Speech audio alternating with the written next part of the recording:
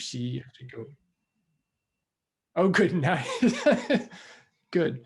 Oh, you missed all of it. And that concludes my talk about Chinese language journeys. Thank you very much. No, I'm just kidding. So yes, it is Sun, right? Peterson. Isn't that right, son? No, just kidding. Just kidding. I get that all the time. Anyways, what were we talking about? Oh yes, language learning.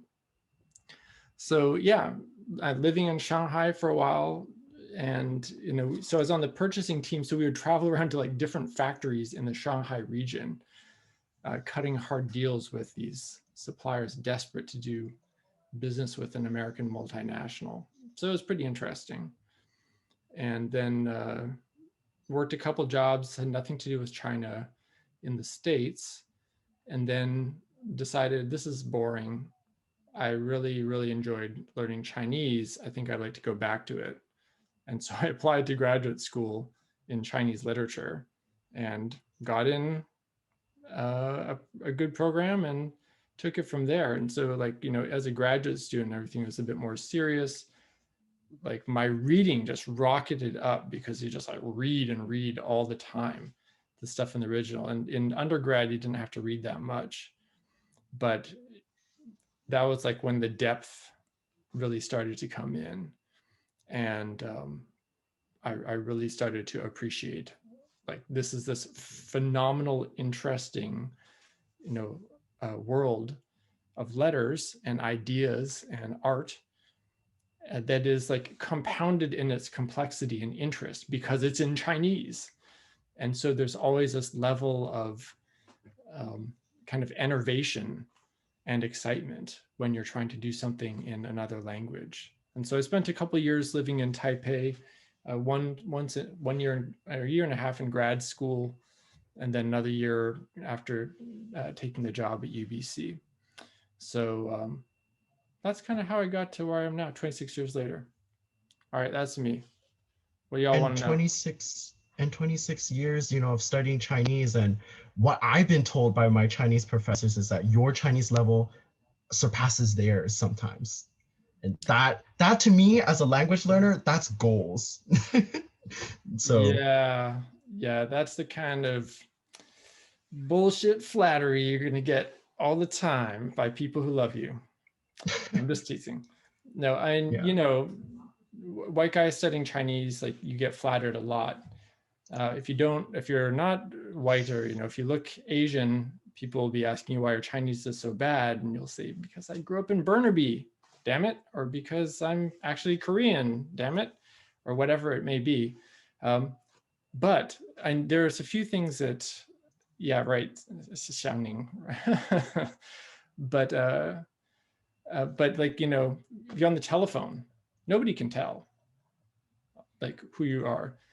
And so the games that I play working in Shy, like pulling up flyers for automotive parts, like I had no automotive parts vocabulary because they don't teach you that in college, but I learned all about Ling Bu Jian, and okay.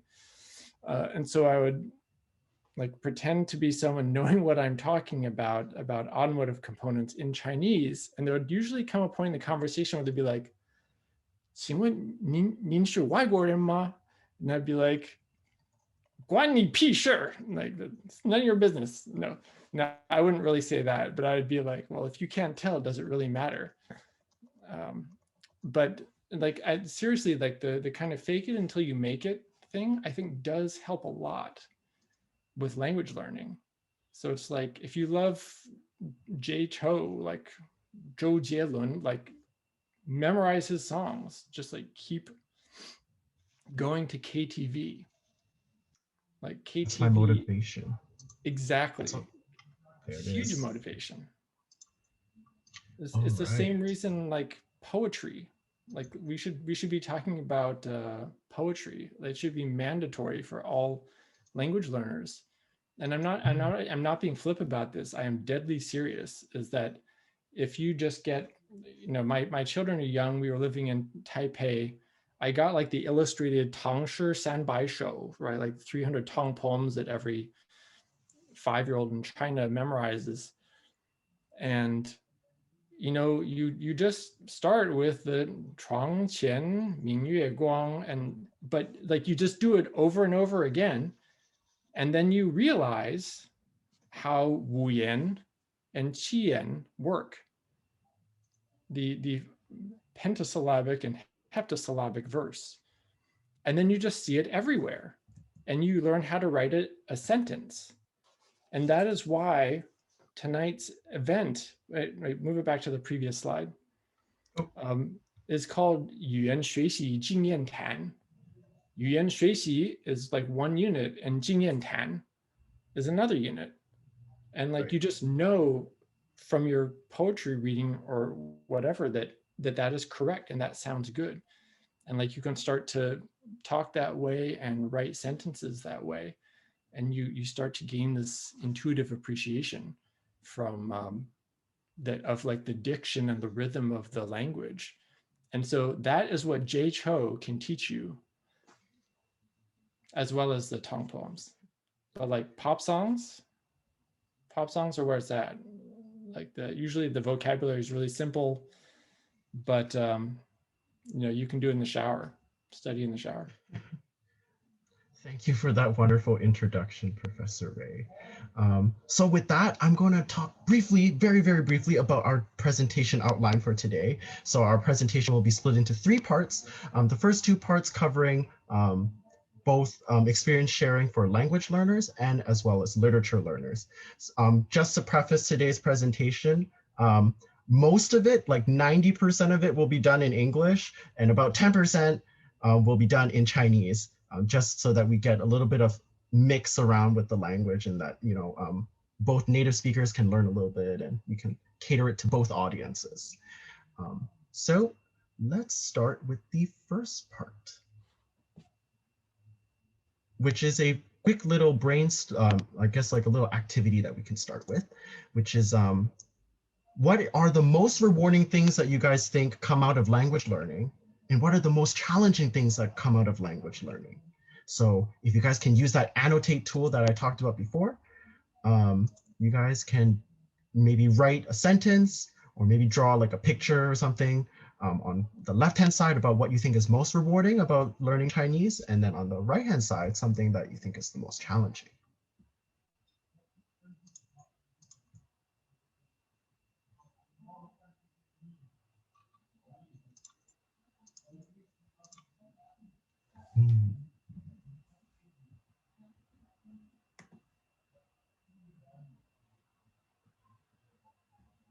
Speaking at work, I'm currently a work learner with the Chinese language program, and that's mostly where I get my 口语练习 or like my oral practice done nowadays. So I think that's very rewarding to be able to like navigate a workplace fully in Chinese. Personally, that's very rewarding for me.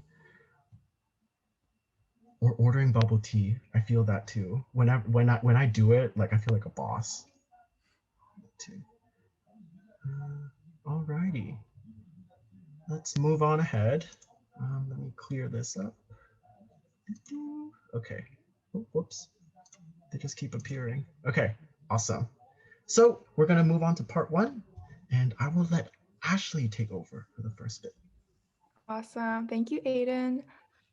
Hello, Dr. Rhea. So our first part will be speaking about personal experience. So I know I began learning Chinese mostly to better communicate with my family, but I'm curious, you spoke a little bit about when you started learning Chinese, but what was the reason behind it? The reason I started learning Chinese, I think it was in high school, I'd taken some Asian history courses, and I knew in college I wanted to learn either Chinese or Japanese. I wasn't sure which. It was maybe a partly arbitrary decision, but I had invested a little bit more in like learning about the Cultural Revolution and other intriguing, sometimes inexplicable, but really attention-grabbing parts of Chinese history. And I figured I would try out Chinese. But it's not like I had any grand vision about it, or I wanted to be a professor of Chinese literature. I had no conception of that. It's just one of those things where you try something out, you like it, eventually, hopefully you discover you're good at it. And then this momentum kind of builds on itself, and you go further and further down the rabbit hole, and this interest just kind of blossoms. But yeah, it wasn't for any real like applied use.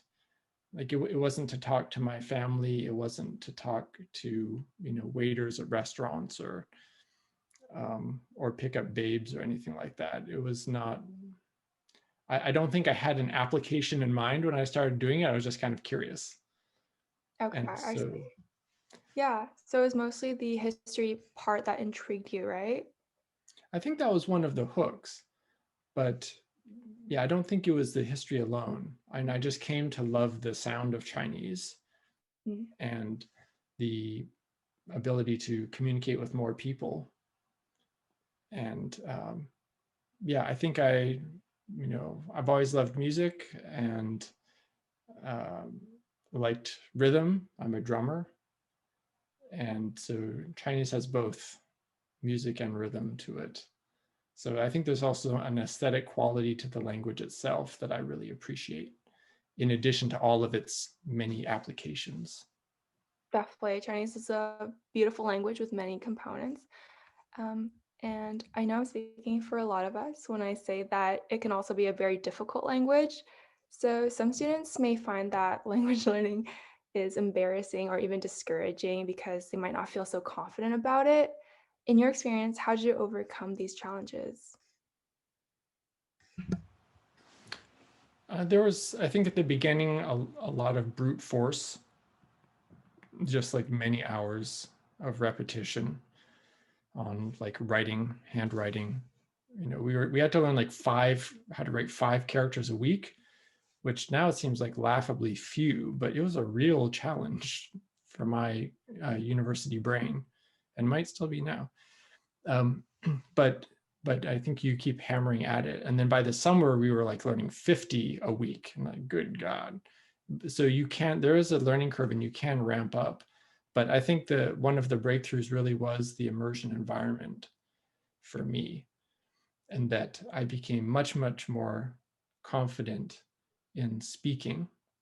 I think even when we arrived in Beijing at the first time, it was like there were, 4 or 5 Chinese Americans in our cohort who had some family background and maybe spoke a little bit of Mandarin already. And so we just like let them do all the ordering at the restaurant. And it was a while before we were bold enough to attempt, that I was bold enough to attempt for myself. But the language pledge, I think, just like sticking to that discipline of not speaking any English at all really helped. And also, it also didn't hurt, being in a part of China where the white people are Russians, not Americans. So people would try to speak to me in Russian, like, "Я не русский." That's all I learned. It's like, I'm not Russian.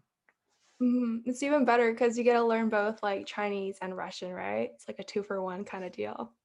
My EWR teacher, the pronunciation teacher, she was fluent in Russian. She took us to visit Russian Orthodox churches where the average age was like 89. But it's very interesting to watch. And so she would switch easily between Russian and Chinese. And only later did I learn that she spoke fluent English, but it was all Chinese all the time for 4 months. Thank you, Dr. Rhea. Yeah, no, it seems like immersive environment is definitely the way to go. So next we'll bounce to Aiden, just talking about some learning strategies and tips. Whoops. Okay. All right. So again, we're going to go back to that annotate tool that we keep using. So if you guys can grab that annotate tool, I would like it if you guys could write down on this little screen over here, perhaps some learning strategies and tips that you guys have. We can use this webinar opportunity to also like multiply our learning strategies as a group as well, since there's over 106 of us over here. So if everybody adds in a little bit, then we can all learn from each other. Anything? Ooh, okay. Let me, An example that I can think of personally for learning strategy is to just be bold and order like order like bubble tea, for example, from before. earlier I said that ordering bubble tea was something that was super rewarding to me, but then also whenever I fail at ordering something in Chinese, I also feel terrible, which is also like a very crushing defeat for myself. Um, so yeah, so let me see. Um, Watching shows, yeah, watching all those Asian dramas. I personally got into Asian dramas or Taiwanese dramas this summer. Been loving it so far. Um, J-Cho, yes. Pleco is great. I use Pleco all the time. All right. Thank you so much for all your contributions. Um, Susan, did you screenshot this before I move on? Okay, excellent. Okay. So, oh, whoops. So my question to you, Professor Ray, is as a language learner, I've only been learning Chinese as a non-heritage student for only 2 years. And even now, I sometimes feel myself hitting like roadblocks and like finding it really hard to find motivation to continue learning Chinese. So I wanted to ask, how can I keep up my learning motivation? It's it's one of those things like, I've never been the type of person who wakes up at 7 in the morning, pours myself a cup of coffee, and then like just does Chinese language study for 4 hours. Like that's never been me. And so I'm someone who likes to oscillate between different types of activities. This is not just true with Chinese. I think this is with like work and play in general. So like it would be to change like from like you do your handwriting for a while, you sing some pop songs for a while, you attempt to read a novel for a page or two, and you divide it up and try to find way. You watch some YouTube videos and try to follow along with a movie to test your listening. That if I think if you like add some variety to it, and especially if you're using so-called authentic materials, right? You do a little, checking out of Chinese websites, right? You look at what Amazon or some, the equivalent is like in, or Douban, is like in Chinese, and just try to navigate those environments to the best of your ability. Like that is just kind of living in Chinese. That it's not like some people talk about like you like build up a foundation and then you like switch from learning language to living language, but actually you don't have to do it that way. Like you can just try from the get-go. And I think that makes it more fun to me. So that to me is like one way to like keep the momentum going, and the interest going, so that you hit that kind of roadblock or frustration less frequently. And it's like, okay, if Right. things are not working over here, like, well, let's just move over here and make progress on this other area instead. Yeah, thank you so much, Professor Ray. And speaking of authentic materials, one thing that I found really useful was film. And I know that Professor Ray, if you guys didn't know, teaches a huge like amount of courses in Asian studies on Chinese film. So this summer, Professor Ray is teaching Asia 345, which is Chinese film classics, and also Asia 355, which is China, history of Chinese cinema.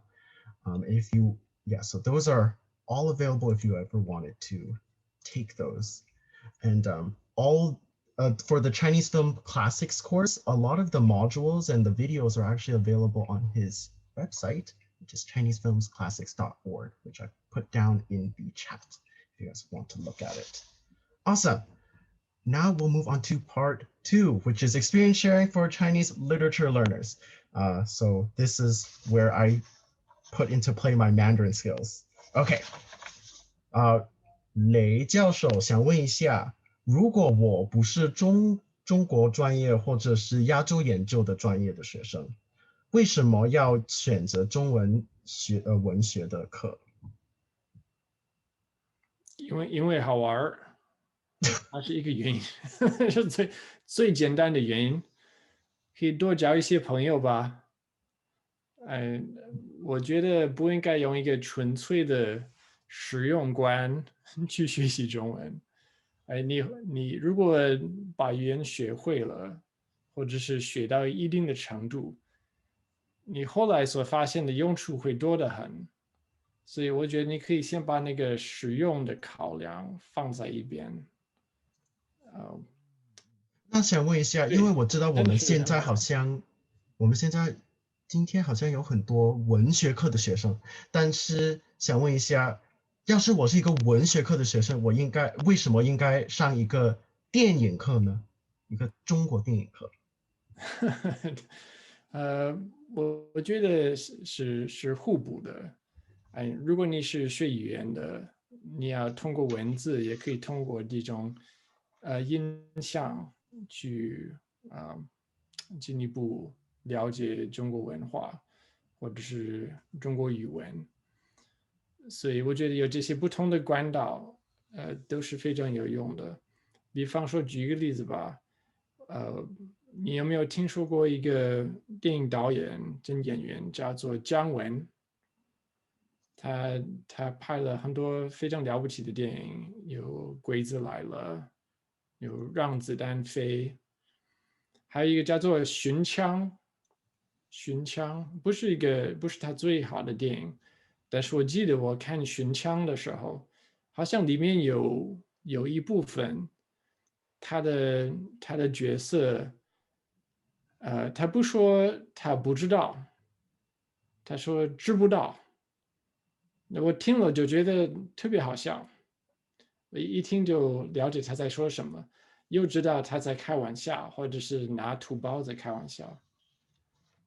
所以我觉得你看这些电影不管是这些早期的电影或者是当代电影，都会有很多意外的发现、意外的收获。是，好好好，好，那下面的问题呢，想问一下，您怎么进入到你现在的研究领域？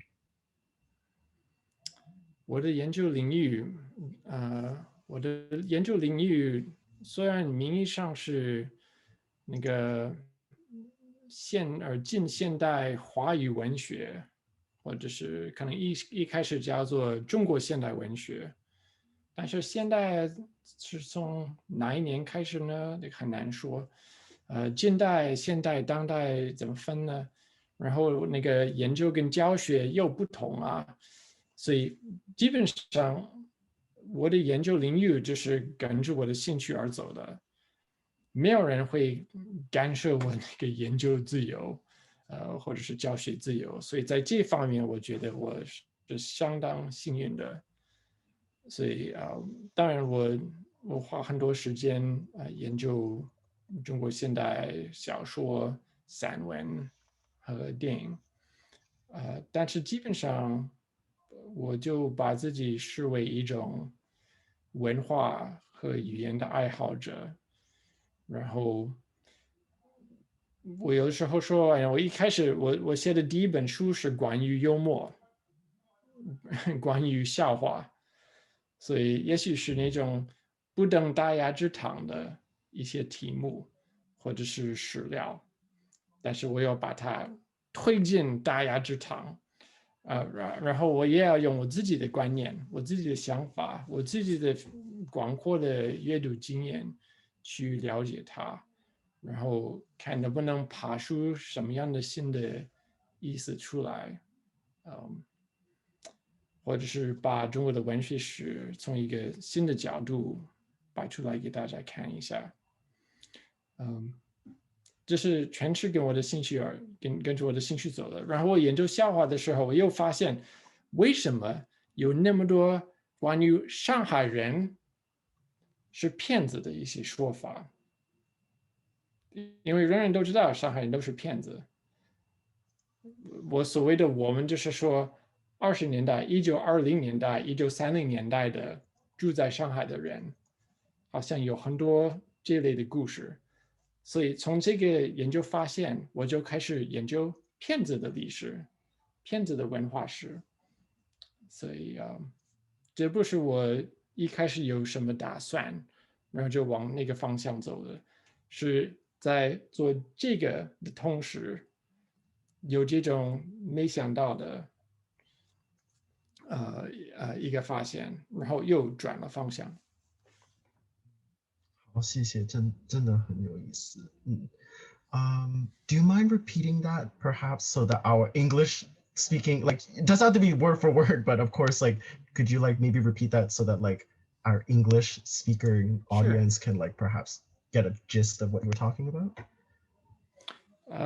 Sure. Yeah. And essentially, you know, what was the question again? No, I'm just kidding. Oh yeah. Oh, do you need the No, question again? no. I think I remember the question. It was essentially about like, how and why I end up studying or researching what I do.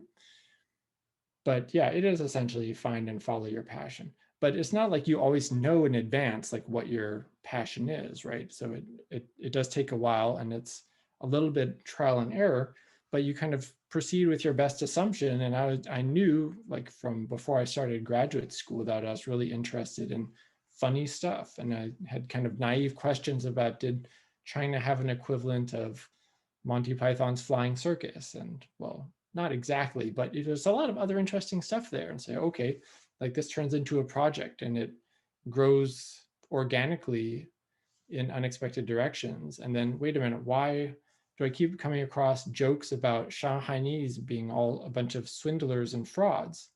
Well, there's a culture that like told stories about that in the 20s and 30s. And so, okay, there's a new project there. And so I kind of turn in that direction.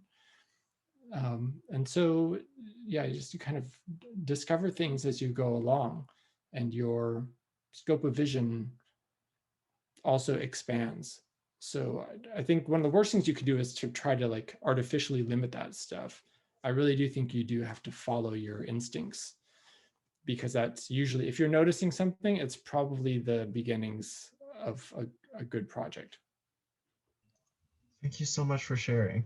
And just to finish off this part, if you guys were interested in Professor Ray's works, especially he was just talking about swindles, he has already published 2 books in the past. We have Age of Irreverence, which is about comedy and laughter in China. And then you also have the Book of Swindles, which is translated by Professor Ray, as well as another, Bruce Russ, which is another prof within the Asian Studies department here at UBC. So yeah, and there's also the upcoming project Chinese Film Classics, which will be out this year, if I'm correct. Alrighty, now we can move on to, I'll hand it back over to Ashley. Great, perfect. So Dr. Ray, I know you spoke a little bit about following your passion and that you weren't too sure when you started out like learning about Chinese and also your research area. And we have a lot of students here who aren't too sure about when they're deciding their major or even their career path. So other than following your passion, what advice would you give to these students? I guess one thing would be, and you can make opportunities happen for sure by like talking about your interests with your mentors, with your peers, and the like. And like the examples that I gave, the first internship that I got in China was because my environmental studies professor, where I was researching like the Three Gorges Dam, knew that I was studying Chinese and said, "Oh, like, would you be interested in working in Beijing?" And I said, "Yes." And so we made something happen. And the second internship was from a classmate who I'd been studying Chinese with in Harbin. And he ended up working for this company. And like when they were hiring in Shanghai, I was able to get an introduction through him. And so that was stuff that, I often say that like history is made by the people who show up. So if you're kind of there and you're in the scene, and you're prepared and you've been working on your language chops or whatever, then you can find opportunities. And if you're kind of generally competent at school or writing or web design or whatever it is that you're into, then people will notice that. And I think that will lead to different career paths. But your first job is definitely not always your last job or your only job. And so I did not do a career in automotive components, I worked in like insurance consulting after university. That was not my career, but it was a job for a while, and I learned some interesting stuff from it. And so, yeah, I think you're constantly like reassessing what's important for you and what's working for you at that particular moment. And so I Yeah, think that open-mindedness helps. of course. Yeah, no, it's really great to hear that you can't always predict the future, and sometimes these opportunities come through you and you don't even expect them. So before we get to the Q&A portion, I want to ask, is there anything else that you wanted to add for our Chinese language and literature learners, something that you think it's really important they know? For literature learners Yeah, specifically? language and literature learner. Language and Just like literature. both. Okay. I'd say for language learners, like I think, of course, tones are important, and your teachers will drill you on that. I think that diction is extremely important. Like just again, listening to those pop songs, listening to the radio broadcasts, and trying to mimic the rhythm of how people speak. That way, like it doesn't matter what your accent is really. Like the rate at which you will be understood will go up tremendously. So it doesn't matter if you have Taiwan Chang or whatever. I'm like I had a boss from Hubei, and like it's really hard to understand. It was this like gigantic roly-poly guy. But you talk to him, and like I started speaking like him and like mimicking his language his language patterns. And like if you live in Beijing, you'll start to be mimicking those folks. I had a colleague from Fujian, and his language pattern was completely different, and his accent was very different, but the diction by which the Beijing and the Hubei and the Fujian people spoke was often similar. And that made me realize that maybe that's one of the things I should be paying attention to. My main advice for the literature people is don't always believe what the authors say about their own works. Keep a little critical distance. Make your own interpretation.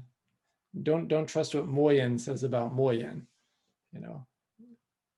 Don't abandon your your independence on that, even if they're famous. So even for your personal literature students, you would say like when they're reading your book, they should take it with a grain of salt? Absolutely not. That's not what I'm saying at all. Believe every word that I say. Great, you heard it here first. All right, thank you so much, Dr. Ray. So for the next portion, we'll be moving on to Shui, and we'll give everyone a chance to type their questions in.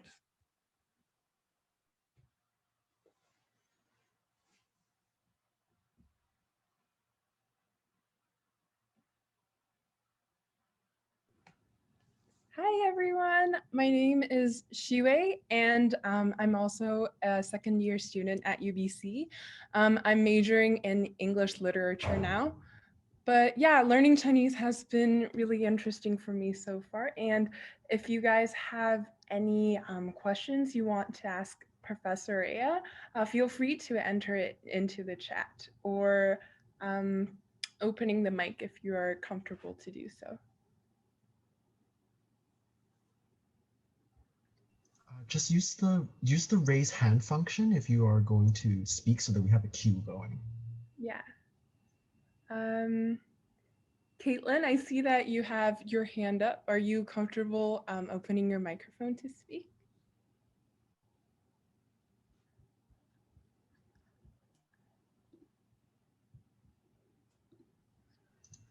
They might be typing it. Oh, okay, cool. Yeah, I see in the chat that Jennifer asked a question. So she asked, so how did you use your Chinese literature and film to Chinese? Because she that with film that you often go in one year and out the other because you're watching it so fast. But with literature, there's a lot of new vocab words that she has a hard time reading and understanding. So how did learning Chinese through film and literature affect your understanding of Chinese culture? It's affected it tremendously.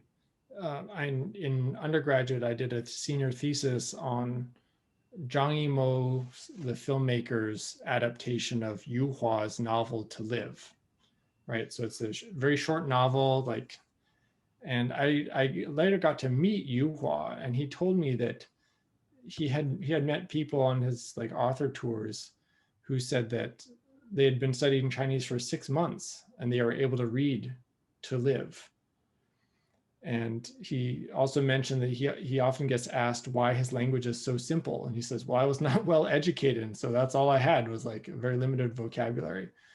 And in that case, I think we can believe this author, because if you look at Huozhe, if you look at To Live, it's very slim and the language is not terribly complicated. And so, yes, of course, you will be spending some time with a dictionary. Back in my day, before the internet was invented, we had something called paper, and like we had dictionaries on paper and you had to look that stuff up. It's very laborious. But yeah, I think that it's kind of like, reading skills in general, like even in English or other languages, like we see words we don't know the meaning of exactly, and we kind of skip over them. And you can do this in Chinese, and you do it until you start, like you underline the words if you want to, and you can go back to them, or you can shine your phone at them and it will read it for you. I guess you can do that now. But yeah, and you read things and you half understand them, and then you 3/4 understand them, and hopefully you keep increasing from there. And for the films, I would say if you can put on the subtitles, like 如果有中文字幕，就边听边看，边听边读, and that'll help reinforce it. Even if you don't really need the subtitles, it helps a lot to practice for your KTV stuff, to be able to like read at speed, like when the bouncing ball goes across the screen before it disappears. So that can, like, again, reinforce things in really useful ways. But yeah, I know it's like, don't expect to get it all the first time. Like, you can repeat stuff, or you can do it in small segments. So like one of the things I've done on that, I started a YouTube channel about early Chinese film. It's all black and white stuff, old. The language can be a little bit stilted, but some of it is just like clips. It's like a 2 or 3 minute clip, that's not too bad. Like you could get through that. And for the old songs, they would almost always have subtitles because they want you to buy the record.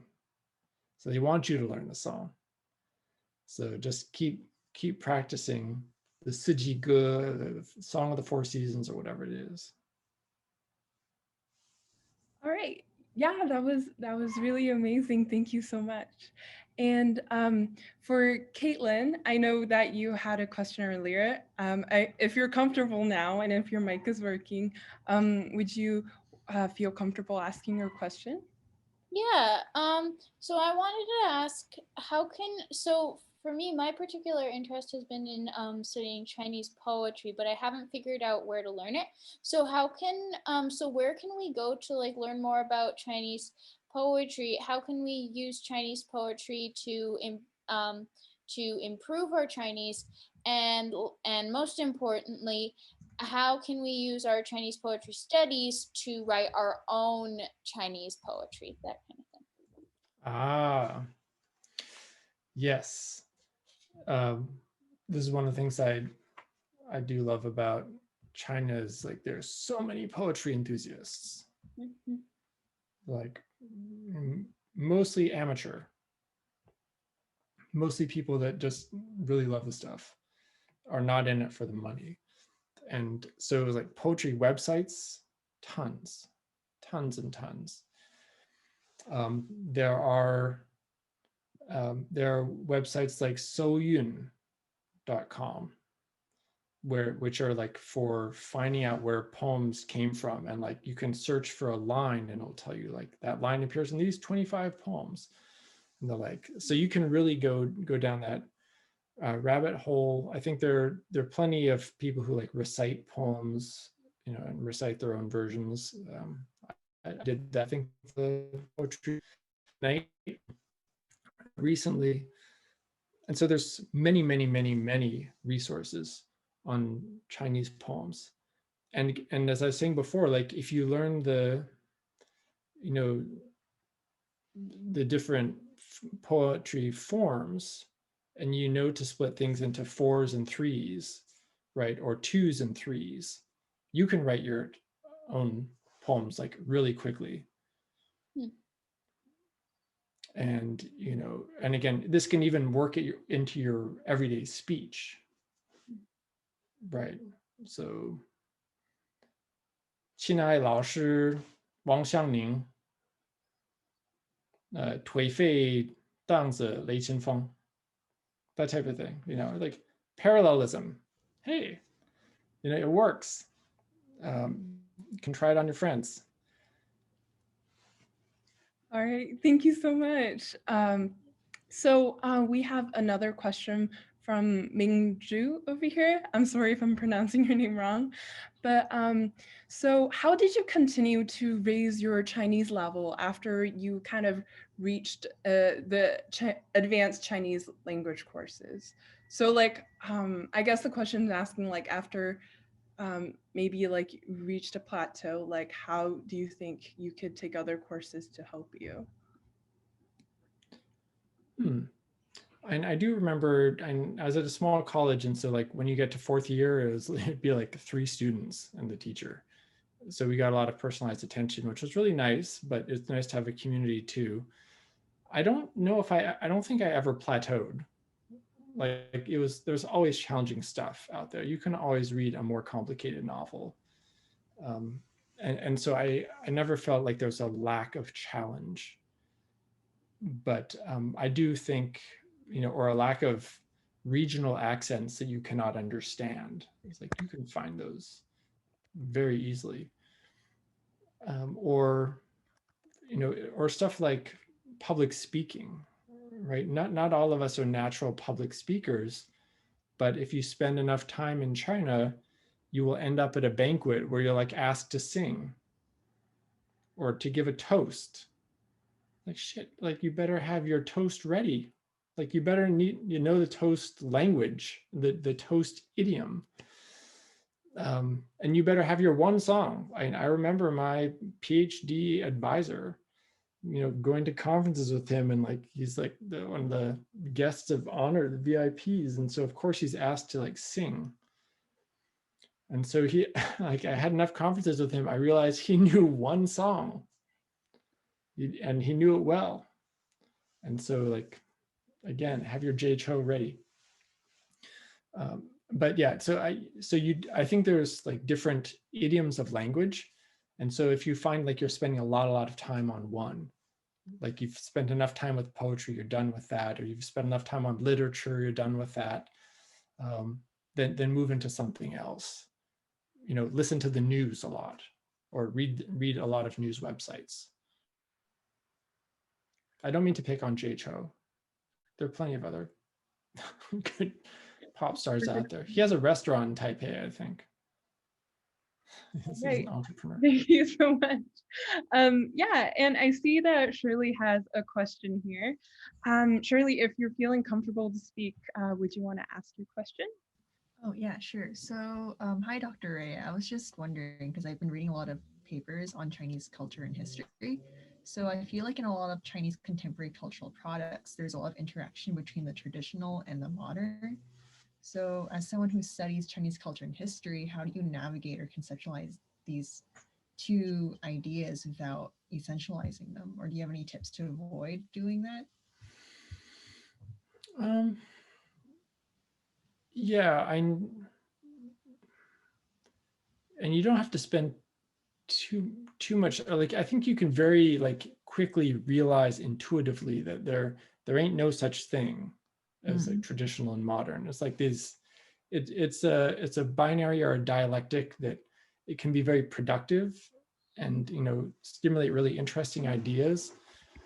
But I spend a lot of time reading looking at cultural products from the 1920s and 1930s,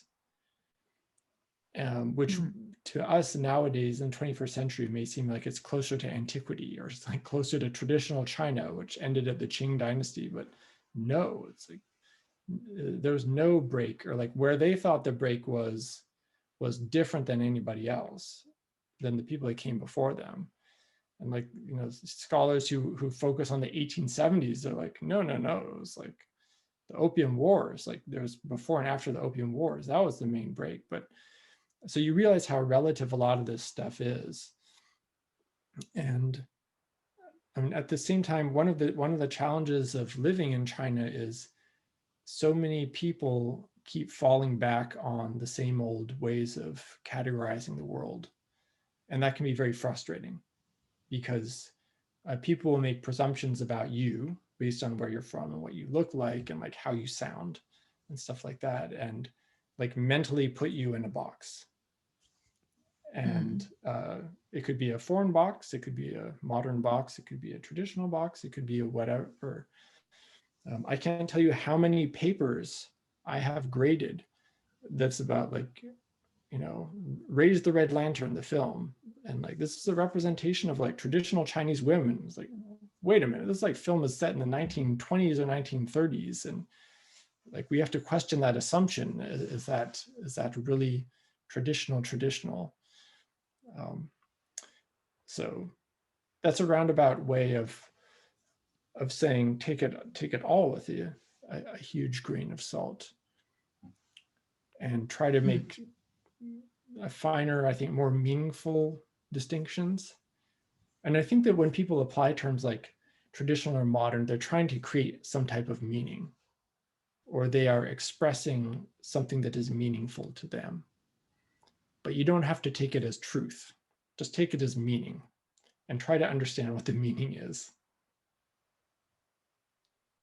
Is that too vague?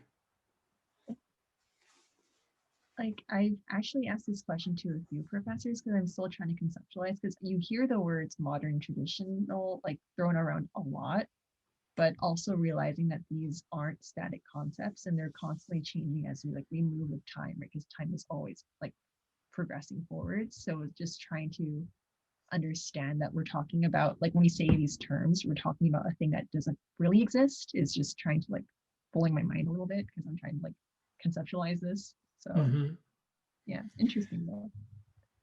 Thank you. Yeah, that's a huge topic. Sorry, I don't have like a super glib answer to it, but I share your concern and interest in those distinctions. Thanks. All right, thank you so much for that question, Shirley. So Yu Jia right here has a question as well. Would you be comfortable with opening your mic and asking a question? Yeah, sure. 韦教授，我们听王老师说你有2个非常可爱的小孩儿，所以我们就很好奇他们的双语环境是什么样的，他们是怎么学到中文呢？For I guess like our English speakers, I just said that Wang Laoshi had said Dr. Ray has 2 kids, and we're quite curious about like their language environment or how they managed to learn Chinese, because for a lot of UBC's Chinese language program, the students here, we are in a similar environment where we may have had some exposure to Chinese, but not to the native extent. 要用中文回答还是英文回答？都可以。都可以。Yeah, 基本上他们小的时候，我们住在台湾的时候，他们算是双语的。现在老大还可以，中文还可以，不过老二基本上已经放弃了，已经不讲了。然后这个也许是20%怪父母，80%怪他们的朋友。So it's like, in short, I do think that it really does have to do with the peer environment for young kids. And yeah, like you'll speak your parents' language if forced, or if encouraged, or with the right incentives. But I think it has to feel necessary for young kids. Like they don't have the same types of motivation that a university student will, where it's like this self-willed thing. So Thank you for sharing. it's a work in progress. All right. Thank you for answering that question. So now I'm going to be moving on to some questions in the chat. So Jing Xiao asked, has there been a point where you wanted to quit learning Chinese, and what was your solution to dealing with this? Let's see, did I ever want to quit? And I took a break, I guess you could say, after university for 3 years. And I'd occasionally, try to pick up a Chinese book, and from what I had picked up while studying China in college, and try to read through something dutifully, but it wasn't a huge part of my life for about 3 years. So I did take a break. And yeah, I don't think I traveled to China once to visit some friends, but I guess I just thought I would take a risk again. Like it was not, again, like not an extremely well thought out thing right after college.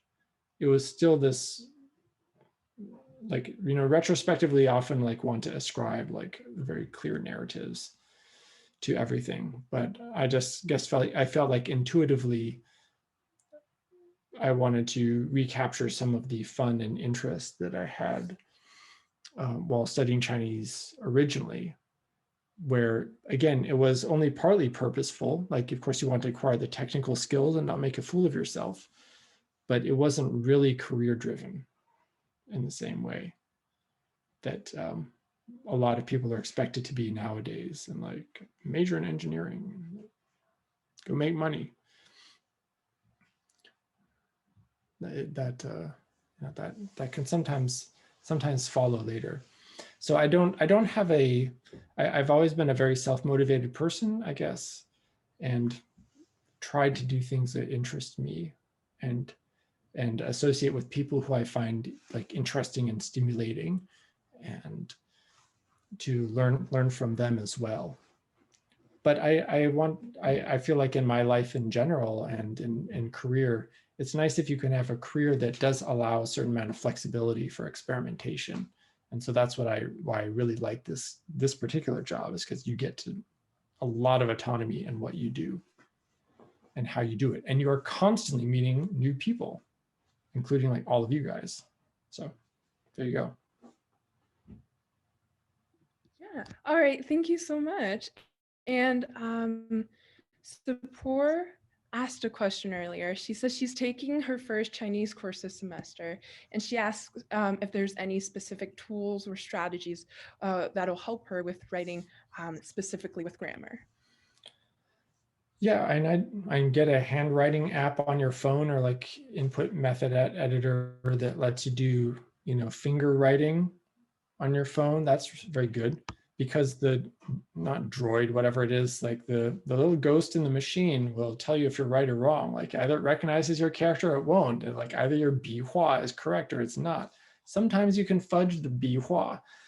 Don't tell your teachers, but seriously, it can be an ugly character, but if it's roughly correct, it'll recognize it. If it's not, it'll be further down the list. And so that type of repetition can be really helpful.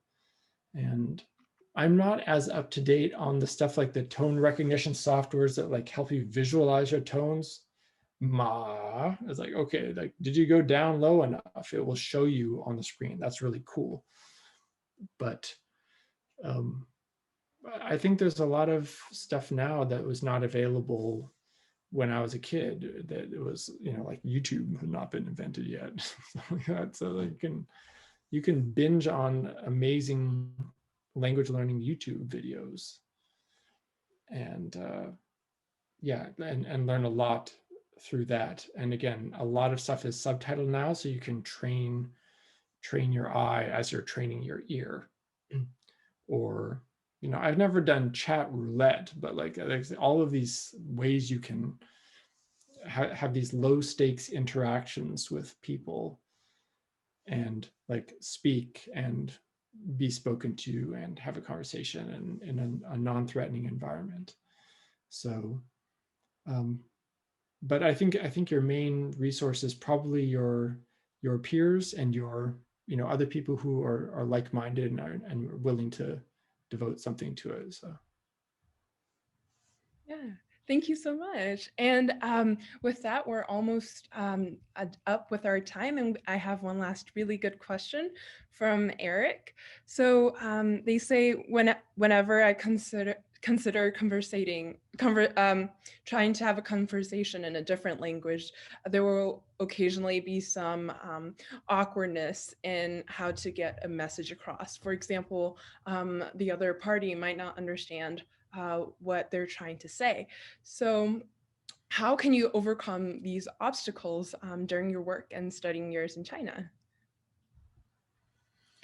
well, I guess, and I'm kind of wondering what level we're talking about. Like, is this, you know, first semester Chinese or like second year Chinese? Because it can be a very different situation for that. Like if you're very, very beginner, you might need help of a mentor or a language expert to like listen to what you're saying and help you correct. Like, oh, here's the obvious error. You're overemphasizing this. Like you need to just, just try imitating this. So I think having a reliable sounding board or feedback is really, really useful.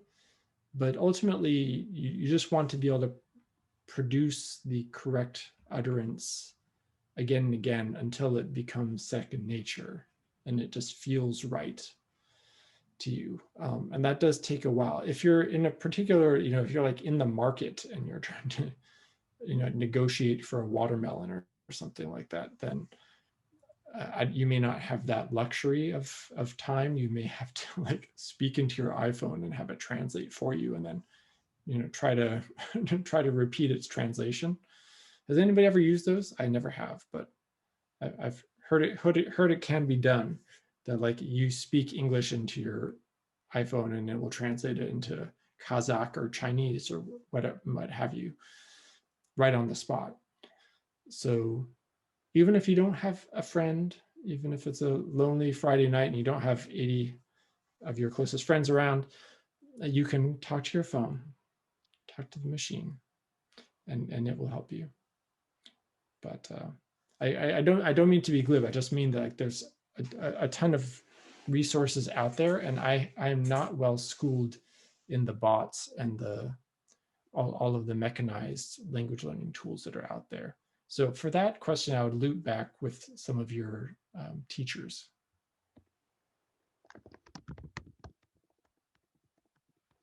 Who are amazing, like UBC.